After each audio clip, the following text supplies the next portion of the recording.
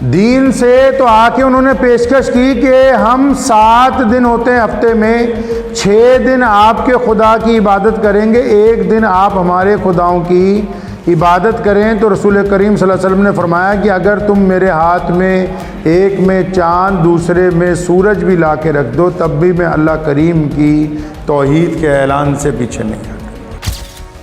बाज़ हज़रात ये समझते हैं कि एहतराम और इज़्ज़त जो है वो ज़्यादा इल्म की वजह से होती है, ज़्यादा दौलत की वजह से होती है, बेहतरीन घर की वजह से होती है, महंगी गाड़ियों की वजह से होती है। अक्सर ऐसा होता है आजकल माशरे में, कोई बंदा किसी 10-20 करोड़ रुपए की कोठी के बाहर जाता है, जिसके बाहर 3-4 करोड़ रुपए की गाड़ियाँ खड़ी हैं, तो आम मुलाजिम दूसरे को क्या कहता है, यार बहुत बड़ा ठग है। अगर जूती में चमड़े की जगह रेक्सिन लगाए तो आप उसकी रकम कम करने के लिए तैयार हैं। इसी तरह अगर आपका दिल दोगला है, आपकी नीयत दोगली है, आपका किरदार दोगला है, आपके कहने और सुनने में फर्क है, तो फिर अल्लाह के नजदीक क्या इसका पूरा भाव मिल सकता है आपको? 5 दिन तक पढ़ा और अल्लाह की कसम खा के कहता हूं कि ऐसा जिंदा वली और मुजद्दिद मैंने अपनी जिंदगी में अपने बाप के अलावा दूसरा कोई नहीं देखा, जिसकी तन्हाई भी पाक हो, जिसका किरदार भी पाक हो, जिसका मोबाइल भी पाक हो, जिसका व्हाट्सएप भी पाक हो। आओ अगर पता करना है वली कौन है तो मोबाइल की हिस्ट्री चेक करके बताओ कि जो रात को गंदी फिल्में नहीं देखता वो अल्लाह का वली है। कोई औरत जितनी मर्जी नमाजें पढ़ती रहे, अगर तन्हाई में उसका यह इरादा है कि फलां के साथ मेरे ताल्लुकात कायम हो जाए, तो वली नहीं है। जिसकी तन्हाई नापाक है, उसका किरदार नापाक है, उसका चेहरा लोगों के सामने अच्छा हो सकता है, लेकिन जब तक दिल गंदा है तो गंदे दिलों का वजू अल्लाह के हुजूर कबूल नहीं होता। कहने लगी बादशाह सलामत, मैं इससे नहीं आपसे चाहती हूँ। कहने लगा मुझसे क्या चाहती हो? कहने लगी मैं आपसे चाहती हूँ कि इस मुल्क का एक कानून बनाओ कि जो अल्लाह वाले हों वो अल्लाह वालों वाला कपड़ा पहने, जिन्होंने शिकार करना है वो शिकारियों के कपड़े पहने, ताकि हमें पता लग जाए दूर से कि ये शिकारी है। इन मुकद्दस औरतों के मुतालिक या कुछ खवातीन मुकद्दस मर्दों के मुतालिक गंदे इरादे रखती हैं, वो तकमील तक नहीं पहुंचेंगे, वहां तक तुम्हारे ख्वाब पूरे नहीं होंगे, ये जो गंदे ख्वाब तुमने पाल रखे हैं। लेकिन तुम्हारी तन्हाई की नापाकी तुम्हारे दिन को खराब करेगी, तुम्हारी तन्हाई की नापाकी तुम्हारे कारोबार में बेबरकती पैदा करेगी, तुम्हारी तन्हाई की नापाकी तुम्हारे अंदर बुज़दिली पैदा करेगी, तुम्हारी तन्हाई की नापाकी तुम्हारे जिस्म के अंदर कमजोरी को पैदा करेगी। और फिर क्या होगा कि दुनिया में भी जलील हो जाओगे, आखिरत के अंदर जलालत तो तय है।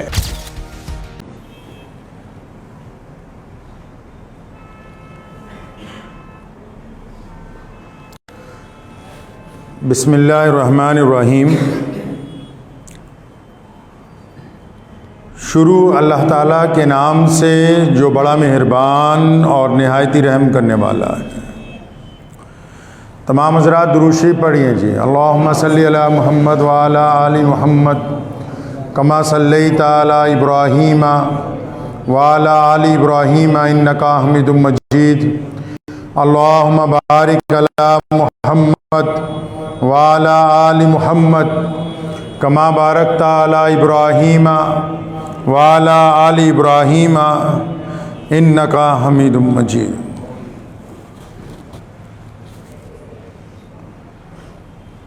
दो रंगी छोड़ दे या यकरंज हो जा।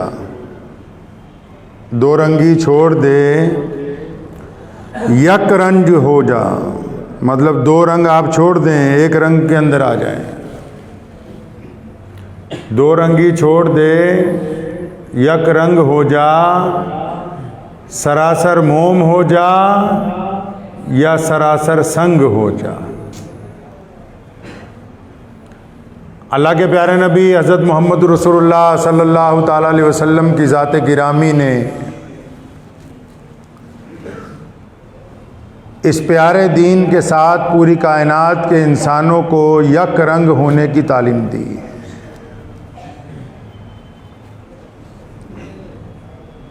रसूल करीम सल्लल्लाहु अलैहि वसल्लम से पहले दोगले इंसान कामयाब समझे जाते थे, लेकिन दर हकीकत में वो इंसानों के सामने तो इज्जतदार थे, लेकिन माशरे में अपनी पुश्त के पीछे इज्जतदार नहीं थे।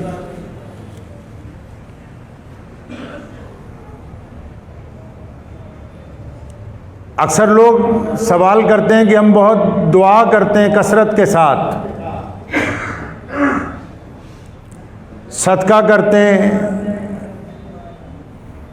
नेकी के बड़े काम करते हैं, लेकिन हमारी दुआ कबूल नहीं होती।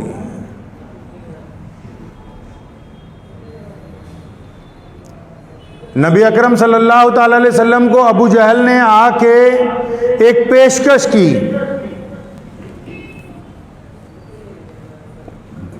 क्योंकि कुफारे मक्का घबरा गए थे रसूलुल्लाह सल्लल्लाहु अलैहि वसल्लम के दीन से, तो आके उन्होंने पेशकश की कि हम 7 दिन होते हैं हफ्ते में, 6 दिन आपके खुदा की इबादत करेंगे, 1 दिन आप हमारे खुदाओं की इबादत करें। तो रसूल करीम सल्लल्लाहु अलैहि वसल्लम ने फरमाया कि अगर तुम मेरे हाथ में एक में चाँद दूसरे में सूरज भी ला के रख दो, तब भी मैं अल्लाह करीम की तौहीद के ऐलान से पीछे नहीं हटूंगा। 2 रंगी छोड़ दे, यक रंग हो जा।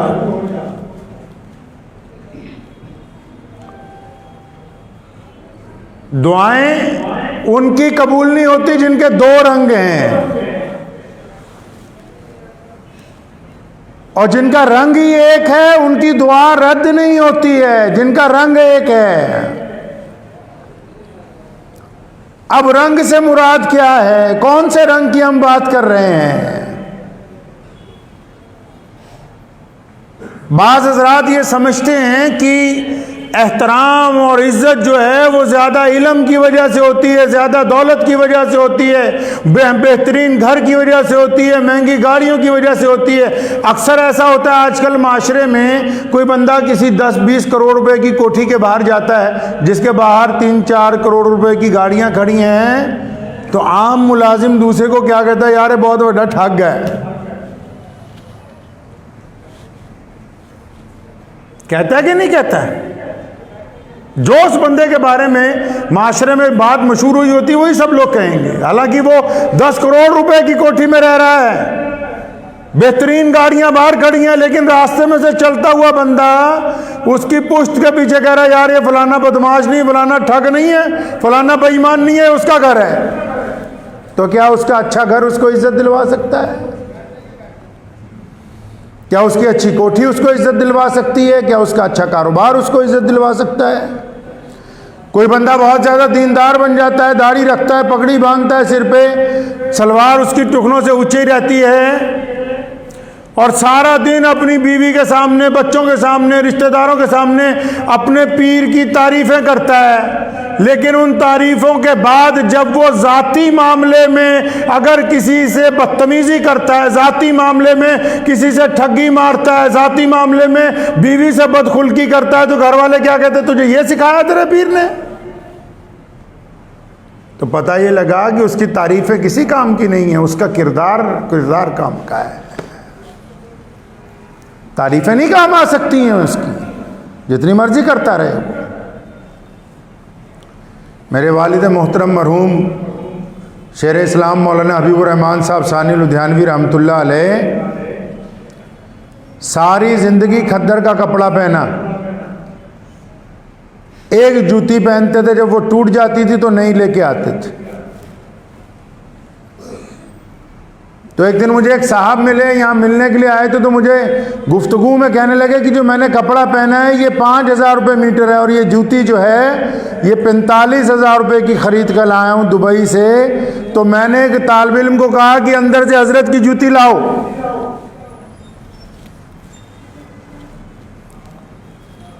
तो उसको वो दिखा के मैंने कहा ये 250 रुपये का जूता है और ये फटा हुआ है, इसलिए क्योंकि जो शख्स इसको पहनता है उसका हुक्म है कि जब तक बिल्कुल ना फट जाए मैं नया नहीं लूंगा, मुझे फजूल खर्ची नहीं करनी। लेकिन जब ये जूता पहन के चलता है तो करोड़ों रुपए के कारों में चलने वाले लोग और मुल्क के तख्त के ऊपर बैठने वाले लोग और बड़े बड़े वुज़रा वो इसके आगे झुक के सलाम करना अपने लिए इज्जत की बात समझते हैं। अगर दौलत और इज्जत के जरिए इज्जत मिलती तो कोई नहीं इनको दे सकता था। इज्जत किरदार से मिलती है, महंगे कपड़ों से नहीं मिलती है। मैं और मुस्लिम भाई एक दिन गए तो यहाँ एक शोरूम से जूती खरीद लाए 7-8 हज़ार रुपये की, बहुत अच्छी। तो ला के उनको पेश की तो कहने लगे नहीं नहीं ये पसंद ही नहीं आई, कि यहाँ एक दुकान है उससे जाओ 450 रुपये की देगा वो जूती लेके आओ। इंसान अपने किरदार की वजह से अल्लाह ताला का महबूब बंदा बनता है, अपने कपड़ों की वजह से नहीं बन सकता, अपनी चरब जुबानी की वजह से, अच्छी तकरीर की वजह से भी नहीं बन सकता, जब तक उसका किरदार, उसका रुआ रुआ ये कहने न लग पड़े कि मैं अल्लाह और उसके रसूल की इताअत में हूं, मैंने कहना मानना है अल्लाह उसके रसूल सल्लल्लाहु अलैहि वसल्लम का। बात तब बनती है। लोगों की नीयतें दोगली हैं, हुक्मरानों के सामने कुछ हैं, घर में कुछ हैं, मस्जिद में कुछ हैं, बीवी के सामने कुछ हैं, कारोबार करते हुए कुछ हैं। अब जब दोगला बंदा, दोगली चीज का तो मार्केट में वैल्यू नहीं है ना जी। आप जानवर खरीदने जाएं, अगर दोगली नस्ल का आप पैसे कम लगाएंगे, अगर कोई तांबे की, कोई सोने की चीज खरीदनी है, अगर पता लग जाए इसमें खोट है तो आप उसकी रकम कम देंगे। अगर कपड़ा जो है उसमें कॉटन में टेरिकॉट मिक्स है, आप उसकी रकम कम देने के लिए तैयार हैं। अगर जूती में चमड़े की जगह रेक्सिन लगा है तो आप उसकी रकम कम करने के लिए तैयार हैं। इसी तरह अगर आपका दिल दोगला है, आपकी नीयत दोगली है, आपका किरदार दोगला है, आपके कहने और सुनने में फर्क है, तो फिर अल्लाह के नजदीक क्या इसका पूरा भाव मिल सकता है? आपको पूरा भाव नहीं मिल सकता। कुर्बान जाऊं, कहिए सल्लल्लाहु, जोर से सल्लल्लाहु अलैहि वसल्लम। फरमाया इन्नमल आमालु बिन्नियात। इमाम बुखारी रहमतुल्लाह अलैह ने हज़ारों हदीसें रिवायत की हैं बुखारी शरीफ में, लेकिन उन्होंने हुज़ूर अलैहिस्सलातु वस्सलाम से ये तो नहीं मालूम करने गए कि पहली हदीस कौन सी रखूं। इतनी हज़ारों हदीसों में इमाम बुखारी ने पहली हदीस जिसको किताब के पहले सफ़े के लिए मुंतखब किया वो क्या है? फरमाया सोने रसूल सल्लल्लाहु अलैहि वसल्लम फरमाते हैं कि अमल का दारो मदार नीयत के ऊपर है। किसके ऊपर है जी? नीयत के ऊपर है। आप मालूम करना चाहते हैं कि आप कैसे बंदे हैं? दूसरों से पूछते फिरते हो कि हाँ देखो मैंने इतनी चैरिटी की है, लोग क्या कहते हैं मेरे बारे में, जरा मेरी एक फोटो खींच के दिखाओ, ये कपड़े मुझ पे जच रहे हैं कि नहीं जच रहे, मेरी कटिंग अच्छी हो गई है कि नहीं अच्छी हो रही। लेकिन अगर आप मालूम करना चाहते हैं कि आप कैसे बंदे हैं तो फिर ये लोग आपको नहीं बताएंगे, आपको अल्लाह और उसके रसूल सल्लल्लाहु अलैहि वसल्लम के हुक्म के मुताबिक पहले अपने आप को देखना होगा। वली कौन होता है? वली कैसा होता है जी? जिसके दाढ़ी बड़ी सोहनी होवे, कपड़े वधिया पाए होन, वधिया गड्डी च जांदा पे, वो वली नहीं होता। जो सारा दिन तस्बीह हाथ में पकड़े रहे वो वली नहीं होता है। वली किसको कहते हैं? वली होता कैसा है? जो खुद ही अपने नाम के आगे वली लगाया हुआ वो वली नहीं है। तो वली कैसा होता है जी? आओ पता करते हैं वली कैसा होता है,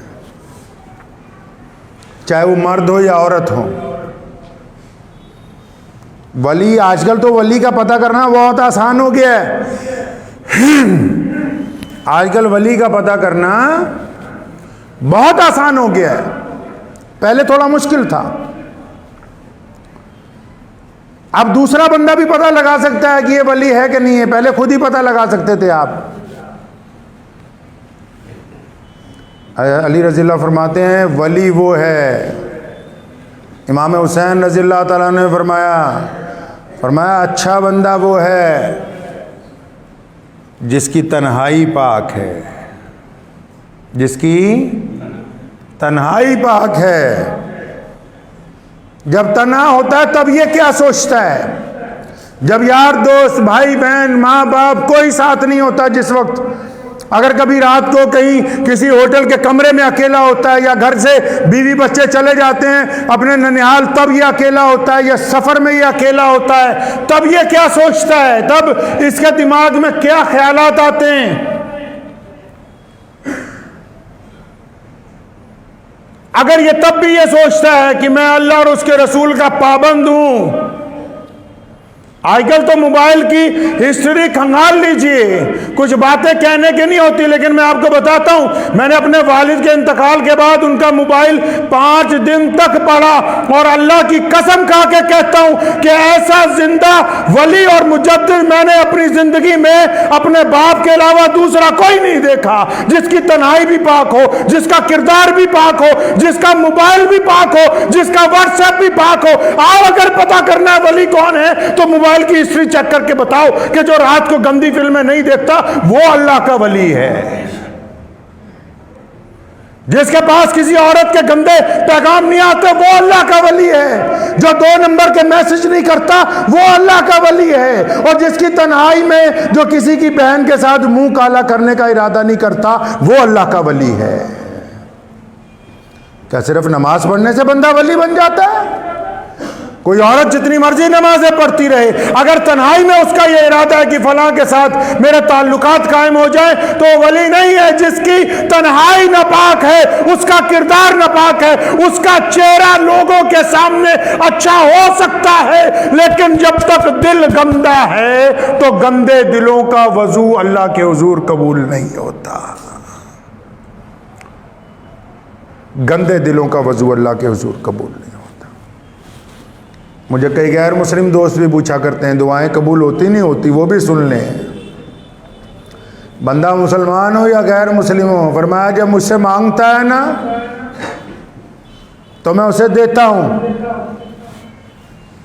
अल्लाह पूरे आलम के रब हैं और रुकता किसका है? जिसने 2-2 रंग अपना रखे हैं। जो घर में बच्चों के सामने, बीवी के सामने वली है, मस्जिद में वली है और सूद का काम करता है। जो तन्हाई में नौजुबिल्लाह अपने दोस्त के घर जाके ये सोचता है कि नौजुबिल्लाह मैं इसकी बहन के साथ ताल्लुकात कायम कर लूं। जो दूसरों की बेटियों के मुतालिक अपने दिल में गलत ख्यालात पैदा करता है। जो रकम को इधर से उधर करते वक्त ये सोचता है कि 4 पैसे इसमें से मैं ठग लूंगा और फिर उसके बाद वो नमाज पढ़ता है। ऐसा बंदा दुनिया वालों की निगाह में वली हो सकता है, अल्लाह की निगाह में वली नहीं हो सकता।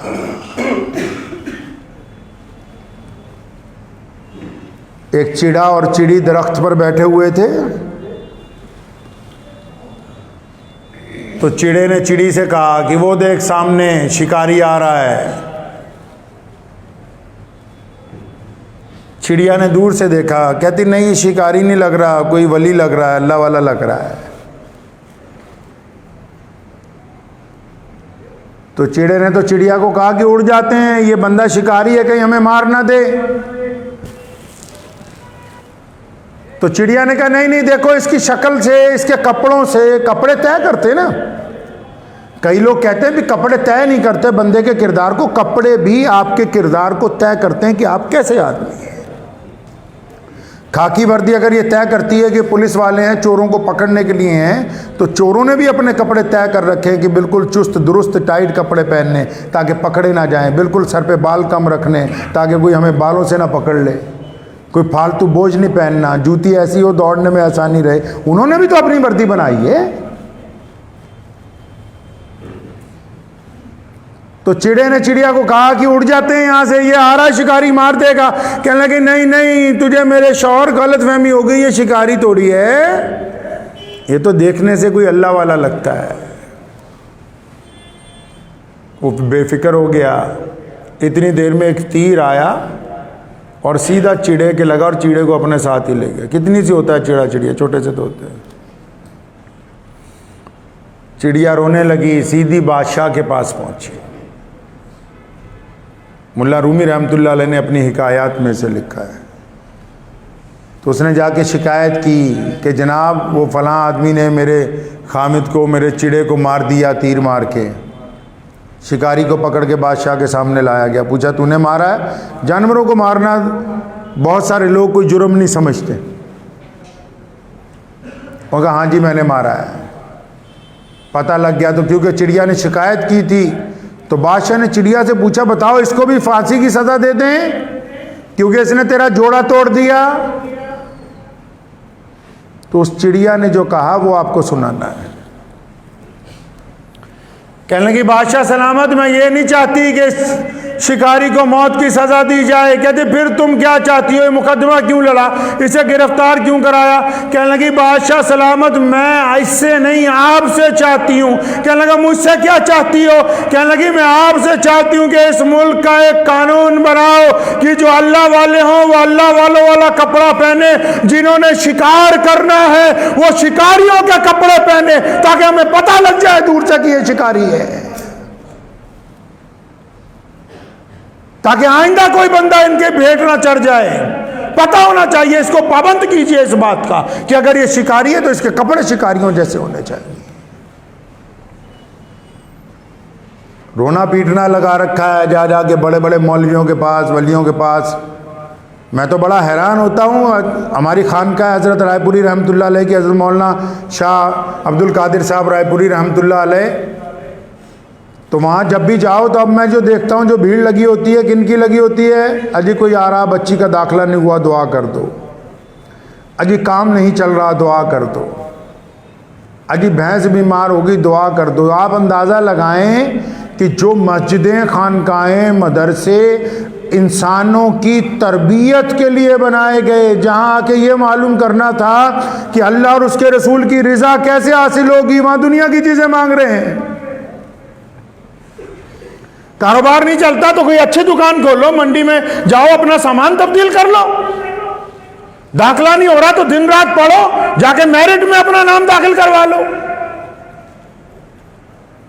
बीमारी ठीक नहीं हो रही, किसी बहुत अच्छे डॉक्टर के पास जाओ। खानकाह में क्या करने जाते हो? जाके पूछते क्यों नहीं कि अल्लाह और उसके रसूल की रज़ा कैसे हासिल होगी, अल्लाह की इत्तबा कैसे होगी, रसूलुल्लाह सल्लल्लाहु अलैहि वसल्लम से किस तरीके से राजी हो जाएं।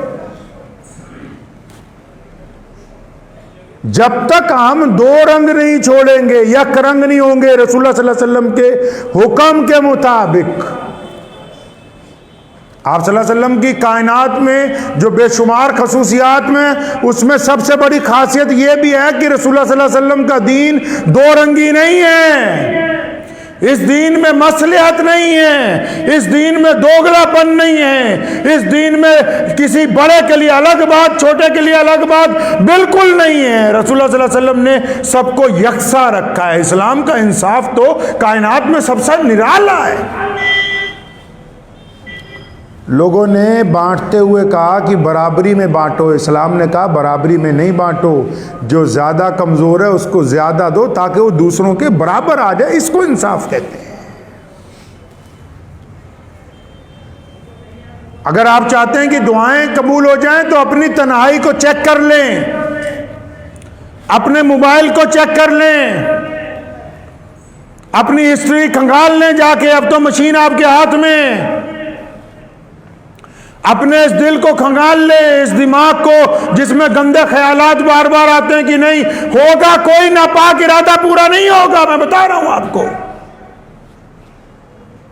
लेकिन अल्लाह ने कुरान में फरमाया नहनु अक़रब, फरमाया शाह रग से भी ज्यादा करीब हूं। क्या इनको नहीं पता लगता? ये जो दाएं बाएं फरिश्ते बैठे हैं ना, जो करते हैं वो लिखते हैं, लेकिन ये जो अंदर गुंडागर्दी के इरादे होते हैं, ये जो हम बुरा सोचते हैं, वो अल्लाह ताला बेहतर जानता है कि ये बंदा क्या सोचता है।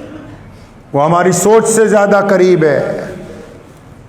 गंदे इरादे पाई में तकमील तक नहीं पहुंचेंगे। जिन मुकद्दस औरतों के मुतालिक या कुछ खवातीन मुकद्दस मर्दों के मुतालिक गंदे इरादे रखती हैं, वो तकमील तक नहीं पहुंचेंगे। वहां तक तुम्हारे ख्वाब पूरे नहीं होंगे, ये जो गंदे ख्वाब तुमने पाल रखे हैं। लेकिन तुम्हारी तन्हाई की नापाकी तुम्हारे दिन को खराब करेगी। तुम्हारी तन्हाई की नापाकी तुम्हारे कारोबार में बेबरकती पैदा करेगी। तुम्हारी तन्हाई की नापाकी तुम्हारे अंदर बुज़दिली पैदा करेगी। तुम्हारी तन्हाई की नापाकी तुम्हारे जिस्म के अंदर कमजोरी को पैदा करेगी। और फिर क्या होगा कि दुनिया में भी जलील हो जाओगे, आखिरत के अंदर जलालत तो तय है। अपनी तन्हाई को पाक करना होगा। अल्लाह तबारक व तआला दिलों का हाल जानता है, और अल्लाह करीम माफ करने वाले हैं। कौन है अल्लाह करीम? माफ करने वाले हैं। मूसा अलैहिस्सलाम ने दुआ की कि अल्लाह बारिश हो जाए, बारिश। अल्लाह का पैगाम आया कि ये जो लोग बैठे हैं ना, जिनके आगे तू दुआ कर रहा है, इनमें एक से हम नाराज हैं, इनसे एक से हमारी बनती नहीं है, वो हमारा अच्छा बंदा नहीं है, उस एक की वजह से हम बारिश नहीं करने वाले। मूसा अलैहिस्सलाम बड़े परेशान हुए क्योंकि जवाब मिल गया। अभी परेशानी में बैठे हैं कि रिमझिम बारिश होने लगी। फिर पहुंच गए अल्लाह के पास, या अल्लाह तुसी तो कहते सी बारिश नहीं होगी, कि मैं तो इनसे नाराज़ हूँ, इनमें से एक बंदे से। अल्लाह करीम ने फरमाया कि मूसा आप कलीमुल्लाह हैं, मेरे उस बंदे ने मुझसे माफ़ी मांग ली, मुझसे माफ़ी मांग ली। मूसा अलैहिस्सलाम ने खूबसूरत सा सवाल किया और जवाब भी बड़ा खूबसूरत आया। फरमाया अल्लाह मुझे तो बताएं ना, मैं आपका बहुत करीबी नबी हूँ, मुझे तो बताएं इनमें कौन सा है। और फरमाया नहीं नहीं, ये मेरा और मेरे बंदे का मामला है, ये राज आपको नहीं बताया जा सकता। अगर हमने गुनाहों के इरादे किए हैं तो दूसरी तरफ तौबा का दरवाज़ा खुला है। और आपको एक और तरकीब की बात सुनाता हूं आज, दिल की तख्ती पे लिख के ले जाओ, घर में जाओ। घर में ज्यादा कौन है? ज्यादा तादाद बच्चों की है, नौजवानों की है कि बूढ़ों की है? मतलब ये जो तीन तरतीब चलती है हर घर में, बच्चे होते हैं, नौजवान होते हैं, बूढ़े होते हैं। क्या बूढ़े सबसे ज्यादा होते हैं जी? बोलते नहीं। बूढ़े ज्यादा होते हैं कम होते हैं? इसका मतलब यह हुआ कि हर बंदे की इतनी उम्र नहीं है कि वह बुढ़ापे तक पहुंचे, इसलिए बूढ़ों की तादाद कम है। इसका मतलब यह हुआ कि बूढ़ों की तादाद इसलिए कम है क्योंकि हर बंदे को इतनी उम्र नहीं मिली कि वो 80 साल का, 75 साल का, 90 साल का हो जाए, इसलिए ये वाली जो जाति है बूढ़ों की, ये कम है। अब दूसरी पे आ जाओ। बच्चे ज्यादा हैं कि माँ बाप ज्यादा हैं घर में जी? बच्चे ज्यादा हैं ना? बच्चे ज्यादा हैं कम है जी? बच्चे ज्यादा हैं, नौजवान कम है घर में, बच्चे ज्यादा हैं। तो इसका मतलब हर एक बच्चा भी नौजवानी तक नहीं पहुंचता। किस खाम ख्याली में हो? कभी हिसाब ही नहीं लगाया अपना? कभी पीछे मुड़ के देखो, इन चंद सालों में अपनी अपनी जिंदगी में पीछे देखो। पीछे कितने दोस्त हैं जब देखते हैं कि वो कब्रों में चले गए, कितने माँ बाप हैं जो आज हमारे साथ नहीं है। अपने उस्तादों में देखो कितने हमें छोड़कर चले गए, अपने गली मोहल्ले में से देखो कितने कल तक तुम्हारे साथ थे, आज तुम्हारे साथ नहीं है। अपनी सहेलियों को तलाश करो, कल तक वो जिंदा थी, आज मुर्दा बनी हुई है। पीछे देखो तो सही कि तुम चल तो आगे रहे हो। कितने थे जिनका साथ तुमसे छूट गया है? कितनी दुकानदार थे जो आज तुम्हारे दरमियान नहीं है? कितने फैक्ट्री के मालिक थे तो आज तुम्हारे दरमियान नहीं है? कितने कारीगर कल तक तुम्हारे साथ थे वो तुम्हारे दरमियान नहीं है? पीछे देखो तो सही कभी पलट के। किस खाम ख्याली में है इंसान? हर एक बच्चा जवान नहीं होता है। जो जवान हो गए उन पे अल्लाह की नेमत है कि अल्लाह ने आपको जवानी अता की है। फिर इरादे गंदे हो तो खुदा की मदद कैसे आ सकती है? हर एक जवान बुढ़ापे तक नहीं पहुंचता है मियाँ साहब। हर एक जवान औरत को बुढ़ापा नहीं आता है। जाओ तो सही कभी कब्रिस्तान में, अच्छे अच्छों की मिट्टी रुल गई। कब्रें किन की आबाद हैं जी? वो कब्रें किन की आबाद हैं? जिन्होंने दुनिया में अल्लाह को अपना दोस्त बना लिया, जिन्होंने अल्लाह को अपना दोस्त बना लिया, वो तो मरने के बाद भी कामयाब है, वरना कब्रिस्तान भरा पड़ा है। तो कहने का मकसद ये है कि आज का मेरे साथ गुफ्तगू का, आपके साथ मेरी गुफ्तगू का मकसद ये है कि पहले तो अपनी तन्हाई पाक करें। करेंगे जी इंशाअल्लाह? तन्हाई को पाक कीजिए। तन्हाई अगर पाक हो जाएगी तो आप बहादुर बन जाएंगे, बुज़दिल नहीं रहेंगे। याद रखिएगा।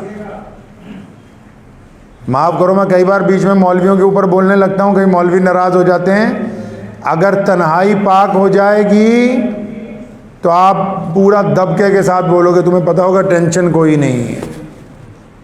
ये नहीं कि ख़राब है मामलात, नहीं नहीं, चाहे दौलत का मामला ख़राब हो, चाहे मामलात का मामला ख़राब हो, आपने जब तौबा कर ली उसी वक्त से नहीं, सुबह जब आपने तौबा कर ली। रसूल करीम सल्लल्लाहु अलैहि वसल्लम के पास एक सहाबी आए, खजूरें खा रहे थे, आते ही कलमा पड़ा रसूल सल्लल्लाहु अलैहि वसल्लम के पास। फरमाया या रसूल अल्लाह, मैंने तो गुनाह बहुत किए हैं, क्या आपका रब मुझे माफ़ फरमा देगा? फरमाया बिल्कुल, जब तुम कलमा पढ़ोगे पिछले सारे गुनाह तुम्हारे माफ़ हो जाएंगे। और फिर उसी वक्त मैदान जिहाद में गया, अल्लाह के हुजूर लड़ता हुआ शहीद हो गया। रसूल फरमाया कि ये देखो कितना खुशकिस्मत है, न इसने नमाज़ पढ़ी, ना रोज़ा रखा, ना हज किया, लेकिन ये आला इल्लियीन के अंदर पहुँच गया। अल्लाह तबारक व तआला ने इसकी मग़फ़िरत फरमा दी। तो इसलिए तन्हाई तब पाक होगी जब दिल पाक हो जाएगा। दिल के पाक करने के लिए रिज़्क़ हलाल की ज़रूरत है। हराम माल से बचना है, हराम माल से बचना है। हराम माल ऐसे है जैसे बहुत अच्छी खीर बना दें, उसमें 2 कतरे पेशाब के डाल दें तो जिसने आप डलवाएंगे तो पूरा मजमा खाने के लिए तैयार नहीं होगा, पूरी की पूरी। हालांकि वो 2 कतरे पूरी 1 क्विंटल की खीर में अपना असर नहीं दिखा सकते हैं, ना ही सारी जगह वो पहुंच सकते हैं। 2 कतरों की क्या औकात होती है, लेकिन उसके बावजूद उसकी वजह से पूरे का पूरी देगी, आपका मुताहर माल भी ख़राब हो जाएगा, आपकी ज़िंदगी ख़राब हो जाएगी, घर के मामलात ख़राब हो जाएंगे। इज़्ज़त ये नहीं है कि हमारे पास बड़ी कोठियाँ हों, बड़े बंगले हों। इज़्ज़त ये है कि जब एक आम सा अफसर जिसके कमरे में फर्नीचर भी पूरा नहीं होता है, और जब कोई बड़ा अफसर मंत्री पहुंचता है ना काम करवाने के लिए, तो चलता चलता बाहर अपने सबॉर्डिनेट को कहता है कि यार बंदा बहुत ईमानदार है, अगर बात मान ली तो ठीक है, नहीं तो काम होने वाला है नहीं। बात किरदार की है। किरदार तभी आएगा जब तन्हाई पाक होगी, रिज़्क़ हलाल होगा। कर लेंगे पाक इसको इंशाअल्लाह। और जिन लोगों के लिए आज तक गंदे इरादे किए हैं, अभी तौबा करने दिल में, अल्लाह आपके दिल का हाल जानता है। अभी तौबा कर लें, दिल में रिज़्क़ हराम से तौबा कर लें, माँ बाप की बदखुल्की से तौबा कर लें, जिन बहनों के मुतालिक और जिन बहनों ने जिन मर्दों के मुतालिक गंदे इरादे किए, वो अल्लाह के हुजूर अभी अपनी तौबा कर लें कि आज के बाद ऐसा गुनाह नहीं करेंगे। जिन्होंने मोबाइल के ज़रिए गुनाह किए हैं, आज तौबा कर लें। अगर आप अपनी हिस्ट्री डिलीट करेंगे तो आप अपनी नीयत से करेंगे ना कि मैं मोबाइल में से गंदी चीज़ें डिलीट कर रहा हूँ। मैं मेंबर पर बैठ के अल्लाह की ज़ात पर यकीन के साथ कहता हूं कि अगर आप इस नीयत से डिलीट करेंगे कि मैंने गुनाह दोबारा नहीं करना, तो आपके खाते में से अल्लाह ताला के हुजूर फरिश्ते भी डिलीट करेंगे कि दोबारा गुनाह नहीं करेगा। करेंगे इंशाअल्लाह ताला। दुआ कीजिए कि अल्लाह ताला मुझे भी और आप सबको भी इन बातों पे अमल करने की तौफीक अता फरमाए। व आखिर दावाना अनिल हम्दुलिल्लाह।